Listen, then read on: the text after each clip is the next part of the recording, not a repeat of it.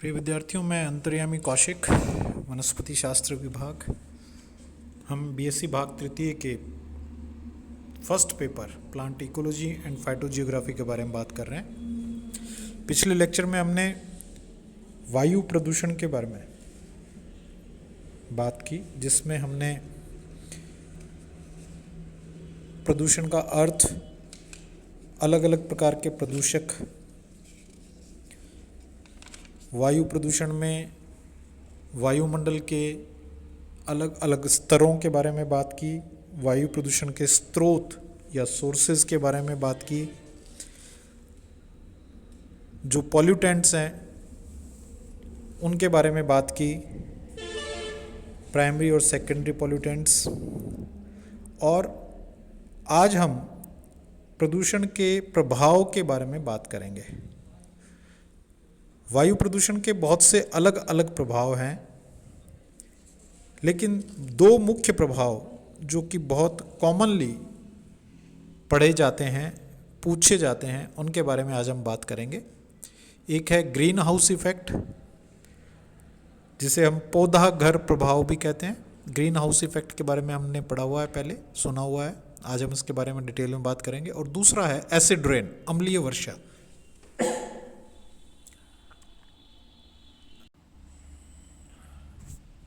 Green house effect और अम्लीय वर्षा। सबसे पहले हम बात करते हैं ग्रीन हाउस इफेक्ट की।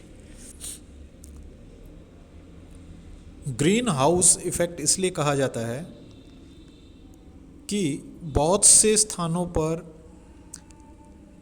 अलग अलग तापमान में उत्पन्न होने वाले पादपों के लिए विशेष प्रकार के अस्थायी घर बनाए जाते हैं, जिनको हरे रंग की शीट या चद्दर के द्वारा ढक दिया जाता है, ताकि उस पादप को अनुकूल तापमान और नमी प्रदान की जा सके। इस प्रकार की संरचना ग्रीन हाउस कहलाती है। क्योंकि ग्रीन हाउस में हम तापमान को नियंत्रित कर लेते हैं, उसका तापमान बढ़ाया जा सकता है, इसलिए यह प्रभाव ग्रीन हाउस इफेक्ट या पौधा घर प्रभाव कहलाता है। वायुमंडल में हमने पढ़ा, कार्बन डाइऑक्साइड एक पोल्यूटेंट के रूप में पाई जाती है, प्रदूषक के रूप में उत्पन्न होती है। विभिन्न प्रकार के स्रोत, जिसमें पेट्रोल डीजल का जलना, ज्वालामुखी का फटना, विभिन्न औद्योगिक इकाइयों के द्वारा कार्बन डाइऑक्साइड का निर्माण करना, जीवों के द्वारा श्वसन के द्वारा कार्बन डाइऑक्साइड का निर्माण करना, इत्यादि इत्यादि बहुत सारे सोर्स हैं जिससे वातावरण में कार्बन डाइऑक्साइड को छोड़ा जाता है। ब्रे नाम के साइंटिस्ट ने 1965 में कार्बन डाइऑक्साइड के प्रभाव के बारे में स्टडी की, और उन्होंने बताया कि पिछले 100 वर्षों में कार्बन डाइऑक्साइड की मात्रा में पृथ्वी के वातावरण में, वायुमंडल में वृद्धि हुई है, और उस वृद्धि के कारण पृथ्वी का तापमान 0.56 डिग्री सेंटीग्रेड बढ़ गया है। इसको समझें आप। पृथ्वी की सतह पर तापमान कैसे होता है? पृथ्वी की सतह पर जब सूर्य की प्रकाश किरणें टकराती हैं, तो वे प्रकाश ऊर्जा को टेम्परेचर ऊर्जा में परिवर्तित कर देती हैं, तापमान में परिवर्तित कर देती हैं। प्रकाश ऊर्जा का एक बहुत बड़ा भाग रेडिएशन के द्वारा, विकिरण के द्वारा वापस अंतरिक्ष में भेज दिया जाता है।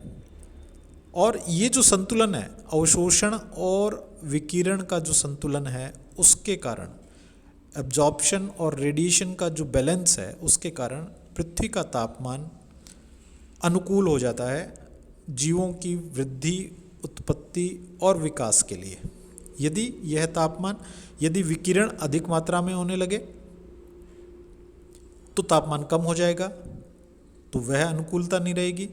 और यदि अब अवशोषण अधिक होने लगे तो तापमान अत्यधिक बढ़ जाएगा, जिसके कारण जीवन संभव नहीं है। तो विकिरण और अवशोषण के मध्य एक संतुलन बना हुआ है पृथ्वी पर, जो कि इसको अनुकूल तापमान प्रदान करता है। अब देखिए क्या होता है, जब वायुमंडल में कार्बन डाइऑक्साइड की मात्रा अधिक हो जाएगी तो यह वायुमंडल के चारों ओर एक परत का निर्माण करेगी, या आप ये कह सकते हैं कि वायुमंडल में कार्बन डाइऑक्साइड की मात्रा अधिक होने के कारण यह एक ब्लैंकेट के रूप में, कंबल के रूप में पृथ्वी के चारों ओर फैल जाएगी। जब प्रकाश की किरणें सूर्य से निकलती हैं तो उनकी भेदन क्षमता, पेनिट्रेशन पावर अधिक होती है, क्योंकि उनकी वेवलेंथ बहुत छोटी है, बहुत कम वेवलेंथ की हैं, इसलिए उनकी भेदन क्षमता, पेनिट्रेशन पावर बहुत अधिक है। जब प्रकाश की किरण सूर्य से चलेगी, उसकी भेदन क्षमता अधिक होने के कारण वह वायुमंडल में उपस्थित कार्बन डाइऑक्साइड के ब्लैंकेट को, कंबल को भेद कर पृथ्वी के वायुमंडल में प्रवेश कर जाएगी। अब क्या होगा, यह किरणें पृथ्वी की सतह से टकराएंगी। टकराने के पश्चात इन किरणों को वापस रेडिएट किया जाएगा, विकिरित किया जाएगा, या विकिरण के द्वारा इन्हें वापस अंतरिक्ष में भेज दिया जाएगा। जब यह विकिरित होती है, इस समय इनका तरंग दैर्ध्य या वेवलेंथ अधिक हो जाती है। विकिरण के कारण इनकी वेवलेंथ अधिक हो जाती है, या आप ये कह सकते हैं इनकी भेदन क्षमता कम हो जाती है। जब भेदन क्षमता कम हो जाएगी तो यह कार्बन डाइऑक्साइड के ब्लैंकेट को, जो कार्बन डाइऑक्साइड का जो कवर है, उसको भेद नहीं पाएंगी और पृथ्वी के वायुमंडल में ही रह जाएंगी। हमने पहले कहा विकिरण और अवशोषण दोनों में संतुलन होना आवश्यक है। कार्बन डाइऑक्साइड के कारण अवशोषण अधिक हो जाएगा, जो प्रकाश ऊर्जा भेद करके अंतरिक्ष में नहीं जा पाएगी, वह प्रकाश ऊर्जा वायुमंडल में उपस्थित गैसेस के द्वारा या पृथ्वी की सतह के द्वारा अवशोषित कर ली जाएगी और धीरे धीरे पृथ्वी का तापमान बढ़ने लगेगा।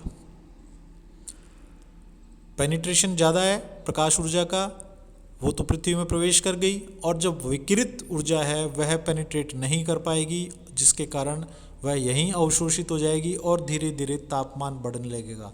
इस प्रभाव को हम ग्रीन हाउस इफेक्ट कहते हैं। अब क्या होगा, जब तापमान बढ़ने लगेगा तो पृथ्वी पर उपस्थित, हमें पता है कि पृथ्वी पर 70% भाग जल के रूप में उपस्थित है, ग्लेशियर्स के रूप में, बर्फ के रूप में, पोल्स पर, दोनों ध्रुवों पर बर्फ के रूप में जो ग्लेशियर्स हैं वो अधिक तापमान के कारण पिघलने लगेंगे। जब वो पिघलने लगेगी बर्फ़, तो समुद्रों का स्तर जो है, नदियों का स्तर है जो बढ़ने लगेगा, और उस बढ़े हुए स्तर के कारण जो कोस्टल एरियाज़ हैं, जो समुद्र के पास के क्षेत्र हैं, वह क्षेत्र पानी में डूब जाएंगे। ऐसा अनुमान है 2030 तक, वर्ष 2030 तक कार्बन डाइऑक्साइड की मात्रा लगभग 25% वायुमंडल में बढ़ जाएगी, और बढ़ने के कारण ध्रुवों पर और पर्वतों पर जमी हुई बर्फ़ पिघलकर समुद्र में आ जाएगी और वह समुद्र तल को 60 फीट ऊंचा कर देगी। 60 फीट आप इमेजिन करिए, आप अनुमान लगाइए, समुद्र का जल 60 फुट ऊंचा हो जाएगा। तो जितने भी तटीय क्षेत्र हैं वो सभी तटीय क्षेत्र पानी में डूब जाएंगे। आने वाले समय में बोस्टन से लेकर मुंबई तक शहर जो है समुद्र में डूब जाएंगे। इस अनुमान के अनुसार 30 वर्षों में समुद्र तल 5.5 से 3.5 मीटर तक बढ़ जाएगा। बांग्लादेश जैसे कोस्टल कंट्री में तो 15 मिलियन लोगों को या तो देश छोड़ना पड़ेगा या वे डूब जाएंगे। तो इस प्रकार से ग्रीन हाउस इफेक्ट पे दूसरा प्रभाव क्या होगा ग्रीन हाउस इफेक्ट का, जब तापमान बढ़ेगा तो जो सामान्य अनुकूल तापमान पर उगने वाले पादप हैं, जीव हैं, वो अधिक तापमान को सहन नहीं कर पाएंगे। सहन नहीं करने से उनकी वृद्धि या विकास या उत्पत्ति प्रभावित होगी और धीरे धीरे वे नष्ट होने लगेंगे। जो भूमि उपजाऊ है वह बैरन लैंड में, ऊसर भूमि में परिवर्तित होने लगेगी और क्रॉप एरिया घट जाएगा। जो फसली पादपों के द्वारा एरिया कवर किया गया है वो ख़त्म हो जाएगा और भुखमरी जैसी, फेमाइन जैसी, अकाल जैसी स्थितियां उत्पन्न होने लगेंगी। तो यह प्रभाव ग्रीन हाउस इफेक्ट कहलाता है। दूसरा जो बड़ा प्रभाव है जिसके बारे में बात कर रहे हैं वह है एसिड रेन।